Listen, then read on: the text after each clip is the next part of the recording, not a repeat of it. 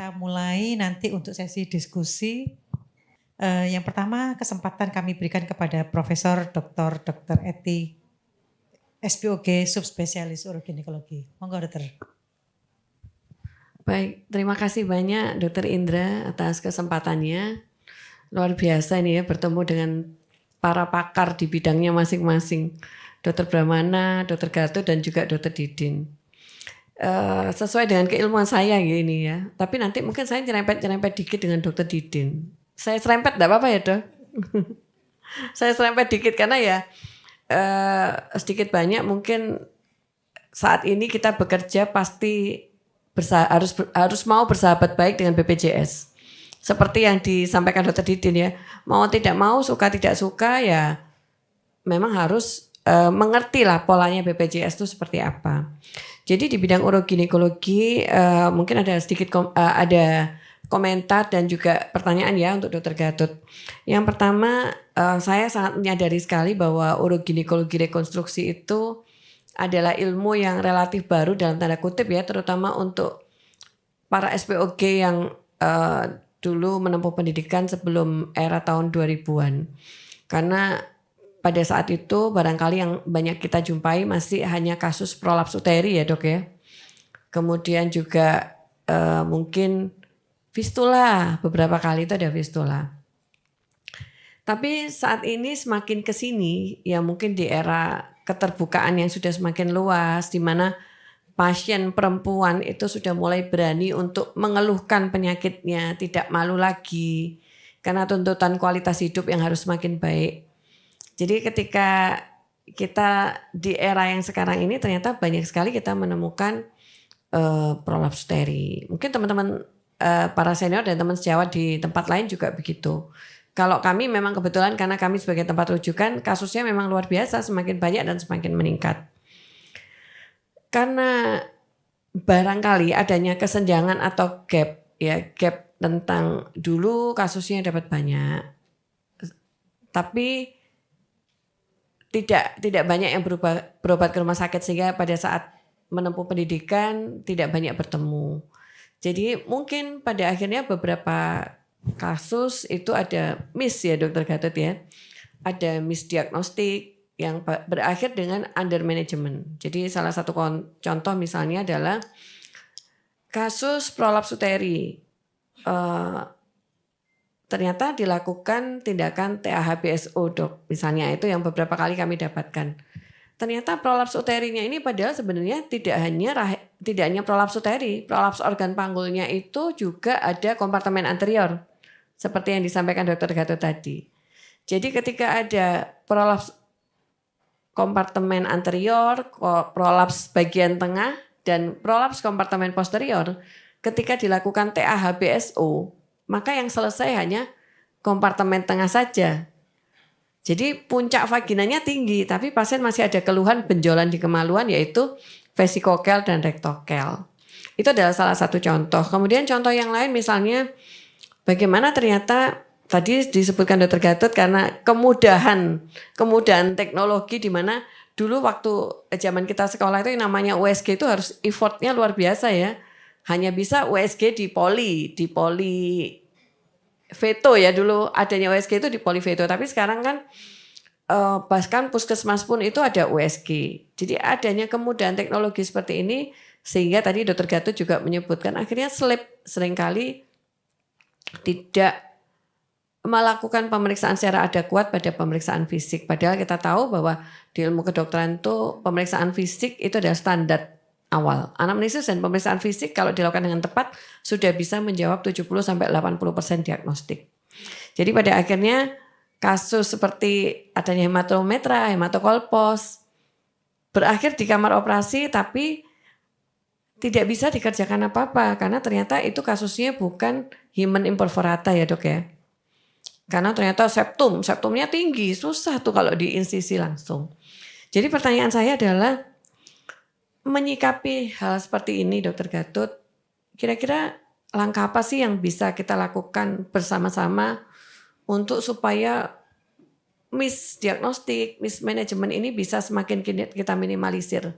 Sehingga pasien misalnya itu nggak perlu sampai harus operasi bulan depan 3 bulan lagi harus operasi lagi, operasi berulang. Itu yang pertama. Kemudian yang kedua, sejauh mana sebenarnya kebutuhan alat diagnostik canggih ya dok. Jadi dulu nggak ada tuh pelajarannya yang namanya USG dasar panggul. Tapi sekarang kan ternyata mulai berkembang USG dasar panggul. Bahkan kasus-kasus urogin pun kami seringkali harus berkolaborasi dengan teman sejawat radiologi ya untuk MRI pelvik. Tapi pertanyaan saya adalah sebenarnya kebutuhannya seperti apa sih USG, MRI seperti itu? Apa memang diperlukan? Karena dulu tuh nggak perlu pakai seperti itu. Dan yang ketiga mungkin sekedar komentar saja bahwa tentang gangguan fungsi seksual, mungkin ya kita bersama-sama harus semakin aware karena pasien sekarang dengan adanya keterbukaan media sosial, maka pasien tuh akan semakin mudah untuk merasa bahwa dirinya harus berobat.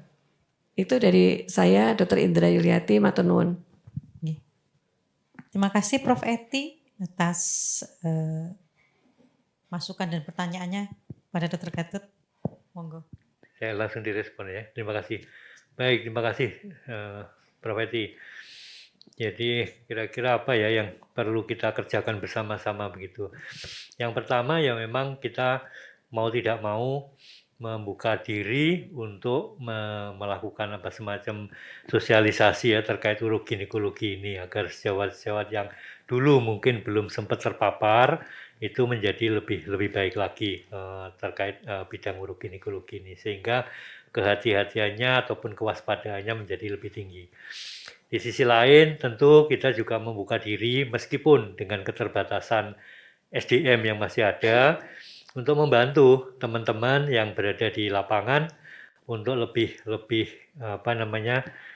jeli terkait dengan kasus-kasus urogin. Misalnya ada hal-hal yang perlu kita bantu, kalau perlu kita turun membantu teman-teman yang ada di daerah untuk kita pergi ke sana. Jadi kita tidak istilahnya tidak pasif ya nunggu mereka merujuk, tetapi kita bisa proaktif untuk mendatangi kalau perlu memerlukan bantuan yang terkait dengan kasus-kasus urogin. Hanya saja memang sejauh ini masalah yang kita hadapi adalah apakah administrasinya mendukung untuk itu atau tidak ya. Karena ini kaitannya dengan sahabat kita BPJS misalnya begitu. Nah, apakah BPJS-nya itu mendukung apa tidak untuk kita berbuat membantu ke daerah itu misalnya begitu. Kalau BPJS-nya tidak mendukung untuk aspek itu, nah tentu kita menjadi sangat terbatas kemampuan kita untuk membantu teman-teman yang ada di lapangan. Mau tidak mau buntut-buntutnya ya sudah kiriman saja supaya BPJS-nya juga bisa membackup untuk kasus itu, mengcover kasus itu. Nah, jadi salah satu yang kita harapkan juga selain kita sosialisasi, kita proaktif ke bawah, tapi juga harapannya kita juga mensounding ya, agar BPJS juga bisa misalnya mendukung masalah administrasinya terkait dengan hal tersebut. Mungkin itu Dr. Prof. Eti yang bisa saya sampaikan. Terima kasih Prof. Eti dan Dr. Gatot. Berikutnya kita lanjut ke panelis kedua, Dr. Primandono Prabowo. Silakan, Dr. Baik, terima kasih Dr. Pandu. Kami ada 3 pertanyaan untuk Dr. Brahmana. Jadi yang pertama, kalau kita mau operasi, pasti kita melihat hasil CT scan atau USG, kita bakal memikir ini kira-kira kistanya, tumornya ini jinak atau ganas. Kemudian kita itu kadang-kadang idealnya memang ada dokter patologi anatomi yang melakukan freescope saat operasi, sehingga kita tahu secara pasti saat operasi ini jinak atau ganas, sehingga terapi kita itu tetap tepat. Nah, kadang-kadang kita ini sudah operasi angkat semua ternyata jinak, atau sudah operasi sedikit sebagian ternyata ganas. Nah, pada kasus-kasus usia tua, mungkin kalau diangkat semua walaupun jinak tidak ada masalah, tetapi berbeda dengan pada usia muda. Jadi pertanyaannya pada kasus-kasus atau pada usia-usia tanggung dengan tidak ada VC, ya memang idealnya ada dokter patologi anatomi VC. Kalau tidak ada VC, berarti ada 2 kemungkinan, under treatment atau over treatment. Nah, ini bagaimana cara kita menyikapinya? Yang kedua adalah Jadi Dokter Brahmana menyebutkan terapi-terapi presisi, terapi-terapi lanjutan setelah kemoterapi atau kombinasi terapi target, terapi imun. Pasti pasien akan bertanya, kira-kira kalau diberi kombinasi atau tambahan terapi target, terapi imun, itu kira-kira akan membaik berapa persen, akan sembuh berapa persen, akan meningkatkan atau memperpanjang usia hidup berapa lama. Itu mungkin pertanyaan klasik yang selalu mereka tanyakan kepada kita. Dan yang ketiga adalah kalau saya coba browsing di sosial media, kira-kira pantangannya apa sih, makanan, minuman apa yang tidak boleh pada pasien kanker atau untuk mencegah kanker. Saya coba mencari di sosial media yang terakhir, dalam 5 tahun terakhir itu yang trending adalah pantangan makan gula. Apakah memang ini mitos atau fakta? Yang kedua adalah mikroplastik. Jadi jangan makan yang panas-panas dimasukkan plastik. Yang ketiga adalah sabun. Hati-hati kalau cuci piring, cuci gelas harus bersih karena sabun bahan kimia menyebabkan kanker. Nah, ini butuh tanggapan Dokter Brahmana. Terima kasih.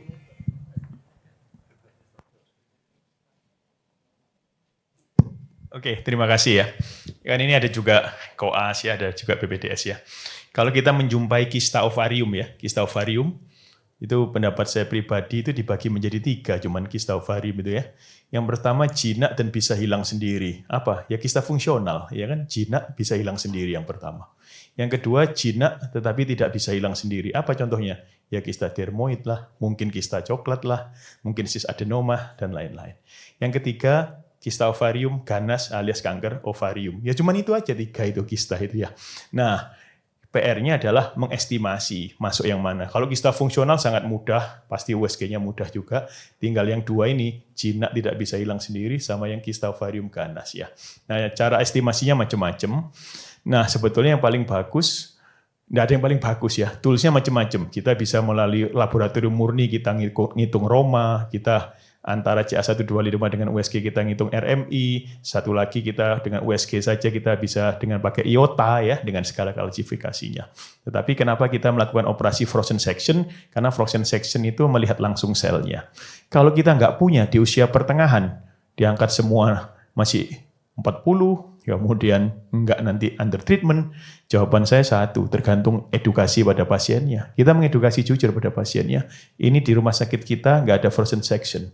Jadi saya akan sekonservatif mungkin. Maka kalau hasilnya ada 2 kemungkinan. Operasi saja cukup. Yang kedua, mungkin saya harus merujuk, mungkin harus dioperasi lagi. Kan cuma begitu saja sebetulnya. Jadi artinya jawabannya secara singkat, sekonservatif mungkin kalau toolsnya terbatas ya. Kemudian yang kedua tadi tentang apa, Dr. Wondi? Ini saya tidak bawa catatan. Oh iya ya, terapi imunoterapi itu memperpanjang berapa lama begitu ya. Tadi kita lihat yang olaparib, hazard ratio untuk mencapai tahan 5 tahun itu 0,5. Artinya apa? Dengan pemberian olaparib, maka overall survival 5 tahun membaik 50% kira-kira. Nah, ada lagi yang imunoterapi, tadinya macam-macam. Contoh imunoterapi pembrolizumab pada kanker serviks menambah survival 16 bulan ya. Tapi hitung-hitungannya bukan hanya rupiah dan bulan begitu ya. Dok, ini tambah berapa? Kita bilang nambah 16 bulan, tetapi 16 bulan itu adalah data statistik ya.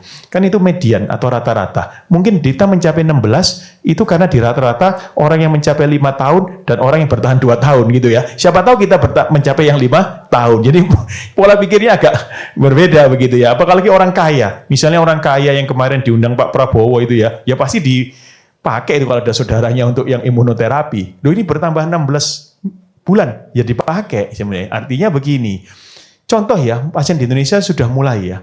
Kapan itu saya di kontak sama pasien CA ovarium. Dok, ini kata teman saya itu harusnya tidak kemoterapi only dok. Harusnya ada maintenance-nya dengan olaparib. Terus saya jawab, saya coba cek. Ternyata dia BRCA mutation-nya negatif. Untung sudah saya cek BRCA mutation-nya negatif. Jadi tidak indikasi pemakaian olaparib gitu ya. Nah itu contoh bahwa saat ini pasien bisa memperoleh informasi dari manapun. Makanya kita tidak bisa menjelaskan pasien berdasarkan kondisi kita sehari-hari. Menganggap pasien itu tidak mampu, kan tidak bisa kita. Bisa dituntut kita dari itunya, ya kan kita tidak bisa kita. Nah itu contoh bahwa Untung sudah saya periksa. Dok katanya saudara saya sama operasi kanker ovarium, kemoterapi selesai, dikasih maintenance itu dok. Katanya saya enggak benar, katanya kok enggak dikasih maintenance. Untung sudah saya cek BRCA mutationnya. Itu contoh kita melakukan yang standar. Kalau enggak kan dituntut kita ini juga. Ya, itu repotnya sekarang itu informasi bisa diperoleh dari manapun. Yang ketiga, mitos ini agak susah kita jawabnya kalau mitos ini ya. Kalau saya mengatakan, ya saya niru dokter Pujo makan sembarang boleh lah gitu ya kira-kira makan. Saya bilang begini ya, boleh makan ini boleh makan ini boleh. Pokok yang enggak boleh itu kalau berlebihan. Kan cuma begitu saja saya, enggak boleh itu berlebihan ya. Jadi yang penting adalah pola hidup sehat, istirahat 6-8 jam tidur, olahraga teratur 150 menit per weeks, kemudian makan tidak berlebihan makanan apapun. Tidak ada loh sampai sekarang evidence base mengatakan no gula, kemudian enggak ada sama sekali ya, kira-kira begitu. Nah, mitos-mitos lain banyak banget itu ya. Mungkin kapan-kapan menarik kita tanya apa sajanya tentang mitos itu ya. Jadi yang tanya enggak mengerti, yang jawab enggak mengerti juga ya. Jadi sama-sama enggak mengerti ya itunya ya. Oke, jok aja biar enggak ngantuk ya masih.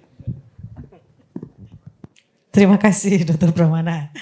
Untuk yang terakhir ya, ini dari panelis Dr. Rizky Pranatian. Monggo silakan Dr. Rizky. Oke, terima kasih Dr. Indrayul. Jadi bahasan tentang yang dibawakan oleh Dr. Ardian ini luar biasa ya. Sebenarnya cukup berat gitu ya. Tapi agar tidak ngantuk mungkin ya. Jadi memang tantangan sekali ya untuk menjadi seorang SPOG di RSCKD ini gitu ya. Mungkin langsung aja Dr. Ardian. Sebenarnya bagaimana sih kita tuh menyikapi atau mungkin ada tips nggak sih dok biar kita tuh seimbang antara produktivitas dan kualitas pelayanan kita itu sama-sama baiknya, karena memang tadi sudah diungkapkan oleh Dr. Ardian, satu memang terkait dengan tarif yang inasibijis itu membuat pendapatan kita tuh mungkin teman-teman SPOG itu menurun, akhirnya ada impactnya itu juga menjadi kualitas kita itu juga ikut menurun, padahal kita kan inginnya misalnya karena kan kita juga berurusan tetap dengan ini ya dok, angka kematian ibu ya dok, nanti akan disangkut pautkan bahwa karena kualitas atau pelayanan kita ini substandar atau dengan kurangnya pembiayaan akhirnya angka kematian ibu kita ikut meningkat. Mungkin dari situ mungkin Dr. Ardian mungkin. Ya, makasih Dr. Rizky. Tips pertama, kerjakan dan lupakan. Lupakan jaspelnya maksudnya. Karena kalau kita terlalu nanti mikir bahwa nanti jaspelnya gimana, pasti stres nanti kan. Nanti nggak bisa kumpul-kumpul seperti ini. Jadi ya sudah kerjakan saja. Tapi tips yang kedua secara teori bahwa mari kita kembangkan kolaborasi. Kita di era seperti ini tidak bisa sendiri-sendiri begitu ya.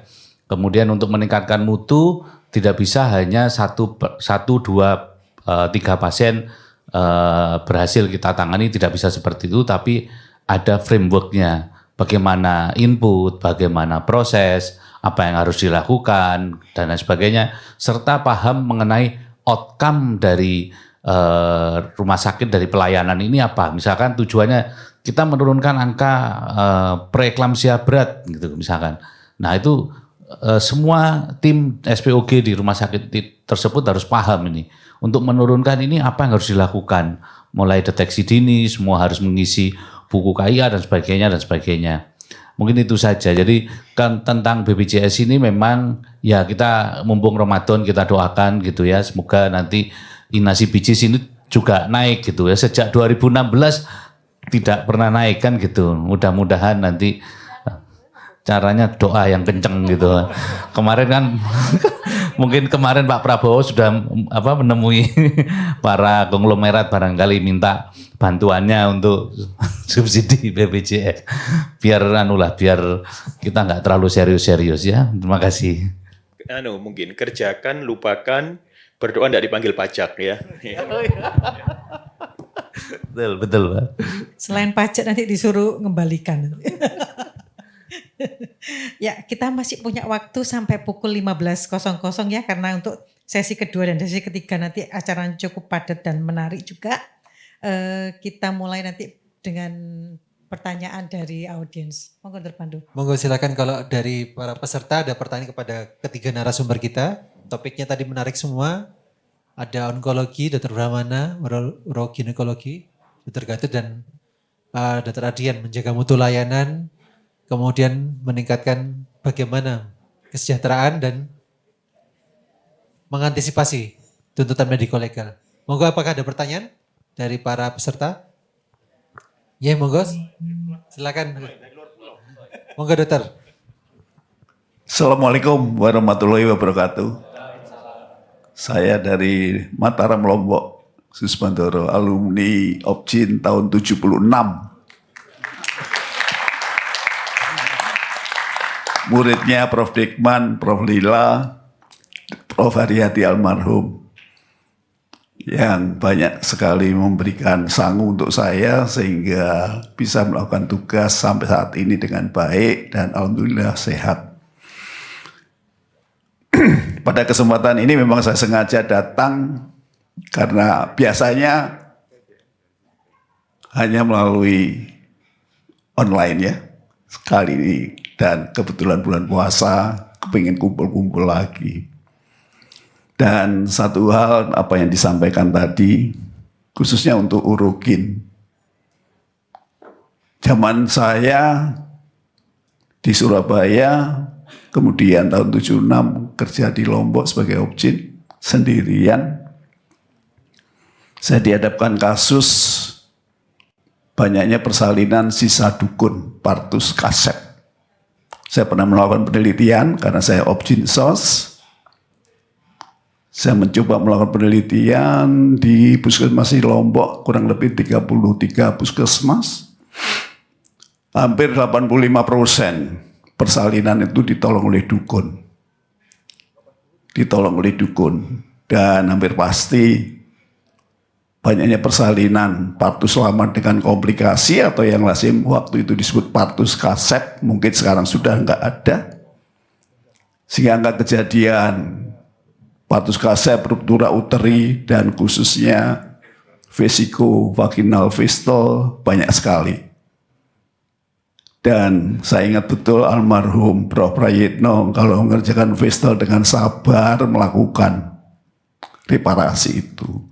Nah sekarang berkembang ilmu urokin, subspesialisasi maksud saya. Dan sekarang mungkin sudah nggak ada lagi, tapi zaman dulu memang luar biasa. Uterus ruptur, ruptura uteri, partus kaset, kemudian vesiko vaginal fistol. Belum lagi prolaps uteri. Akibat persalinan yang banyak, KB belum zamannya waktu itu. Dan prolaps uterus memang banyak. Dan sebetulnya kalau pembelajaran apa yang diberikan almarhum Prof. Prayitno sehubungan dengan prolaps uteri, vesikovaginal fistol memang susah dan mesti harus kolaborasi dengan dokter bedah. Waktu itu saya juga melakukan bersama dengan teman sejawat bedah senior saya, sudah almarhum Dr. Abdul Majid. Jadi kalau udah gitu kita berdua ngerjakan dan alhamdulillah hasilnya lumayan lah. Ya hasilnya lumayan, tapi ada juga yang gagal, tetap ada fistul. Karena materi atau material benang jahitnya yang kurang sesuai waktu itu. Itu satu. Kemudian yang prolaps harusnya nggak bisa dilakukan seperti yang Prof tadi sampaikan, TAH, apakah itu BSO atau salving oophorectomy unilateral, ya tergantung usianya juga. Itu nggak harusnya tidak seperti itu. Tetap harus dilakukan vaginal hysterectomy, ditambahkan kalau ada atau tidak vesikorektal,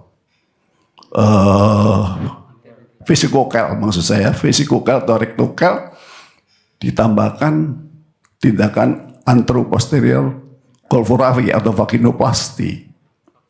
Nah itu baru katakanlah hasilnya relatif bagus dan mengurangi risiko terjadinya prolaps vaginal post-hysterectomy. Nah kemudian saya mendapatkan juga beberapa kasus dilakukan tindakan transabdominal hysterectomy, tetapi ternyata ada vesiko, ada rektokel, sehingga prolaps dari vaginalnya nonjol lagi gitu. Dan saya dibekasi pembelajaran dari Prof. itu dari buku-buku. lakukan kolpoklisis. Itu yang saya lakukan. Alhamdulillah bagus kolpoklisis. Tapi ya pasiennya juga tidak puas gitu. Jadi ini semacam ya testimoni atau beberapa pengalaman kami, sehingga pada kesempatan ini memang betul apa yang Prof sampaikan tadi itu. Jadi pada kasus prolaps memang tidak dilakukan total abdominal hysterectomy, tetapi harus vaginal hysterectomy, dan saya pikir dilengkapi dengan antro-posterior vaginoplasty itu. Kemudian Dr. Brahmana, saya juga satu itu pengalaman yang tidak enak bagi saya sehubungan dengan tadi disampaikan jumlah patologi. Dokter spesialis patologi anatomi yang hanya waktu itu satu. Jadi ada kekeliruan diagnosis, saya sangat percaya hasilnya, dan tadi dikatakan subjektivitas itu memang sangat mempengaruhi hasil. Dengan dugaan cervical tumor, tapi ternyata hasil PA-nya bukan malignant. Saya senang, tapi ternyata beberapa bulan kemudian berkembang ke arah malignant cervical carcinoma. Nah itu yang saya merasa sedih sekali. Kemudian saya coba untuk konsultasi, memang itu CA cervix dan malahan stadiumnya sudah stadium 2 lebih lah. Jadi saya juga menyesal sekali, dan pada kesempatan ini apakah memungkinkan secara etik ya, patolog satu orang kemudian hasil dari pemeriksaan itu pada kasus yang tidak sesuai dengan klinis, hasil PA, pembacaan dengan klinis yang tidak sesuai, apakah boleh secara etis untuk diminta kemudian kita rujuk preparatnya itu katakanlah ke Surabaya misalnya. Dulu saya dulu pernah seperti itu, saya konsultasikan ke dokter siapa ini, patolog Faruk, dokter Faruk itu. Tapi karena saya kenal nama dokter Faruk dan kebetulan yang bersangkutan patolog yang ada di Mataram itu juga alumni dari Surabaya, saya ngomong-ngomong kemudian diminta untuk dibaca kembali sehingga hasilnya menjadi lebih tepat. Dan sampai sejauh ini free scope memang kita belum melakukan karena keberadaan dari teman saya patolog. Tapi sekarang patolog anatomi sudah mulai ada beberapa orang sehingga rujukan itu sudah kita mulai. Itu beberapa hal yang bisa saya sampaikan dalam kaitan tas yang ke-200. Terima kasih atas kesempatannya. Wassalamualaikum warahmatullahi wabarakatuh. Waalaikumsalam warahmatullahi wabarakatuh. Terima kasih Dr. Susbandoro. Monggo yang pertama kesempatan saya berikan kepada Dr. Gatut untuk menanggapi, Dok. Baik, terima kasih. Sepertinya pengalamannya luar biasa ini, Dok. Jadi kita semua bisa memaklumi karena di saat yang periode tertentu tentu sikonnya tentu berbeda dengan periode dan sikon yang berbeda gitu. Saya tidak masalah, dan itulah yang ingin kita tekankan bersama-sama, bahwa yang terutama kasus prolap organ panggul tadi, bahwa yang kita pahami dulu hanya sebatas prolap uteri, nah sekarang tidak hanya prolap uteri, itu yang prinsipnya, sehingga tata laksananya pun mengikuti prolap yang terjadi. Kalaupun toh diikuti dengan prolap kompartemen anterior, maka tindak lanjutnya harus juga melakukan koreksi terkait dengan prolap kompartemen anteriornya. Begitu juga yang posterior. Karena itu semua itu akan berdampak salah satu yang paling akhir quality of life adalah fungsi seksual. Jadi kalau tidak diperbaiki, hanya satu yang masalahnya 3, tapi yang diperbaiki hanya 1, masih ada sisa 2 masalah. Nah, 2 masalah itu juga menyangkut masalah yang lain, salah satunya adalah ya, fungsi seksual yang biasanya yang sangat dipentingkan itu ya, cuman tidak terekspos ya, sekarang harus terekspos. Ya, mungkin pengalaman berharga ini mudah-mudahan menjadi lebih dipahami oleh sejawat yang lain, untuk lebih paham bahwa ternyata prolap organ panggul tidak hanya seperti itu yang pernah disampaikan. Ya, terima kasih testimoninya. Ya, terima kasih Dr. Gatot. Berikutnya Dr. Brahmana, silakan. Oke, terima kasih Dr. Sus. Jadi patologi itu sangat-sangat penting dan vital. Kita kalau tumor board internasional, setiap hari Kamis minggu ketiga, itu pakar dari MD Anderson, NUH ikut semua, PA-nya dari Tokyo. Kalau kita presentasi kasus, itu yang pertama dikonfirmasi itu PA-nya. Konfirmasi betul. Apakah sudah sejauh mana imunohistokimianya? Sudah confirm betul atau tidak? Karena vital. Contoh, tidak perlu kemoterapi, kita kemoterapi karena bacaan PA kan? Kemudian harusnya tidak perlu di kemoterapi. Ataupun perlu kemo menjadi tidak karena bacaan PA. Semua jadi bacaan PA. Jadi vital, PA itu hakimnya, begitu kan ya. Jadi satu itu, jumlah patologi kita masih terbatas. Ya, masih terbatas. Terus satu rumah sakit satu, subjektif bacaannya itu. Jadi yang bisa adalah membentuk suatu jaringan dengan online. Kalau di Jawa Timur yang saya tahu adalah ketika satu rumah sakit, misalnya di Surabaya, rumah sakit swasta, ada home dokter PA-nya, mereka kesulitan, mereka kontak ke tim PA rumah sakit Dr. Sutomo, begitu ya. Jadi harus ada timnya, mungkin slide-nya dikirimkan lihat online, lewat email, dan lain-lain sebagainya. Jadi itu mengakali kondisi keterbatasan di Indonesia. Kalau kita mau jeli lagi, ini kondisi di luar negeri. Di luar negeri itu, misalnya spesimen uterus, itu yang membaca dokter PA-nya, dokter PA subspesialis ginek. Tidak lagi dibaca oleh PA yang spesialisnya muskuloskeletal. Enggak. Di kita kan sulit, enggak bisa lagi di kita kan. Jadi artinya kalau memang belum bisa karena kondisi, maka terbaik yang bisa adalah membentuk jaringan begitu ya. Jadi dokter patologi harus punya teman. Kalau dia sendiri harus punya teman dia untuk mengkonsultasikan ya. Kadang-kadang memang rumah sakit bahkan di Surabaya pun belum bisa dibaca PA-nya sesuai subspesialisnya, belum loh. Bahkan di Surabaya.